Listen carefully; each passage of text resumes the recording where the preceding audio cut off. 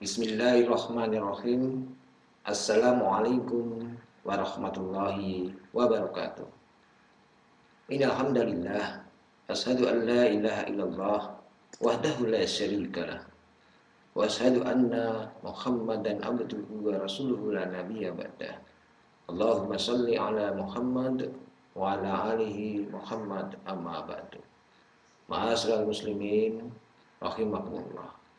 Di pagi yang cerah ini, tepatnya kita masuk pada hari keempat bulan Ramadan 1441 Hijriah.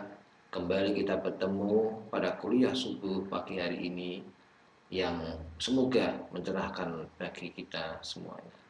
Ma'asyiral muslimin rahimakumullah, tentu kita berharap puasa pada hari ini dan puasa-puasa ke depan di bulan Ramadan 1441 Hijriah ini lebih baik, mengandung hikmah, memberikan nilai-nilai yang bermanfaat daripada puasa-puasa yang sebelumnya.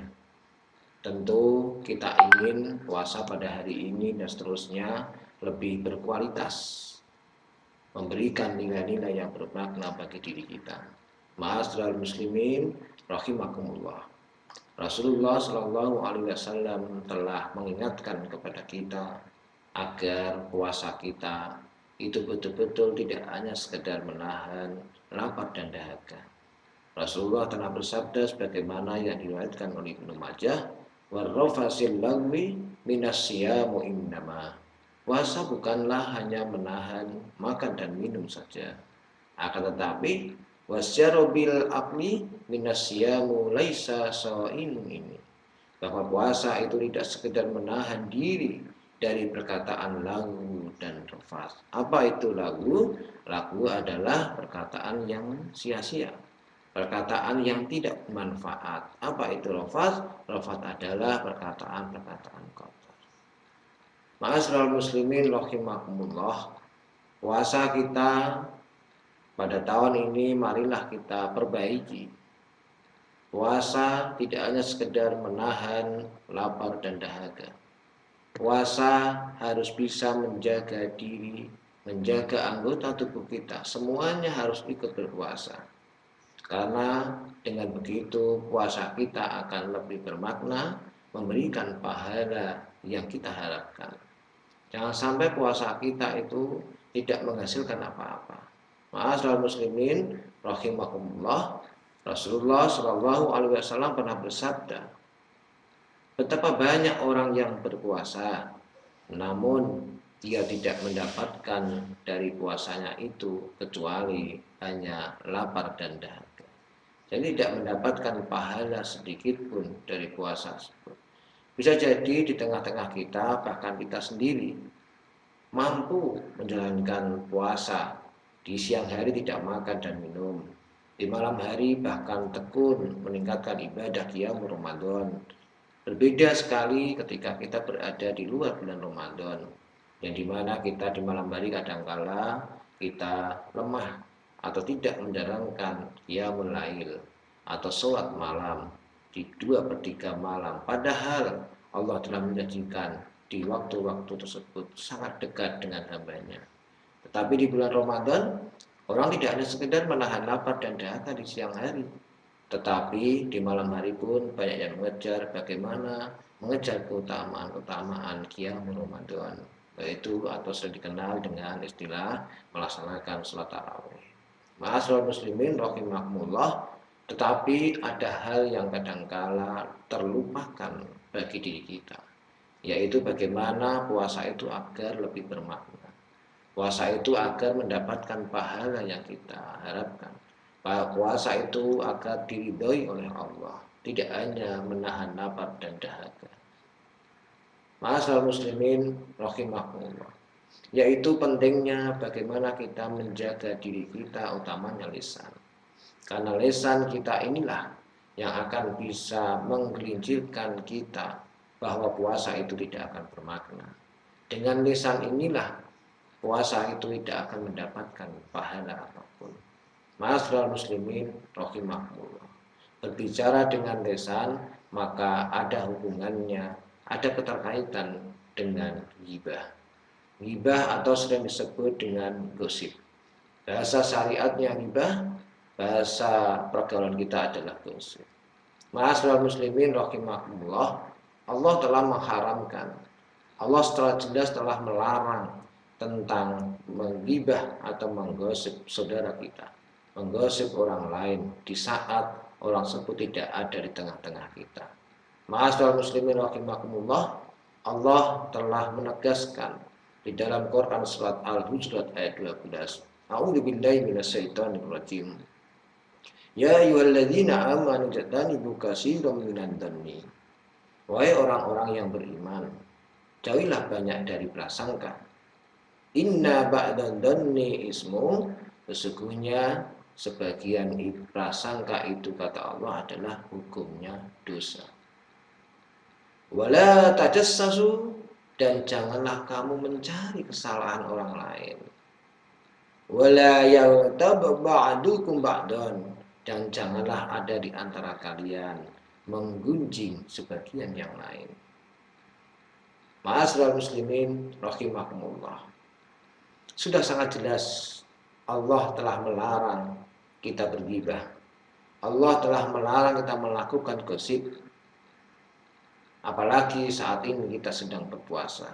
Marilah puasa yang kita jalankan ini kita latih untuk bisa menjaga diri kita, baik pandangan kita terhadap hal-hal yang tidak baik maupun lisan kita.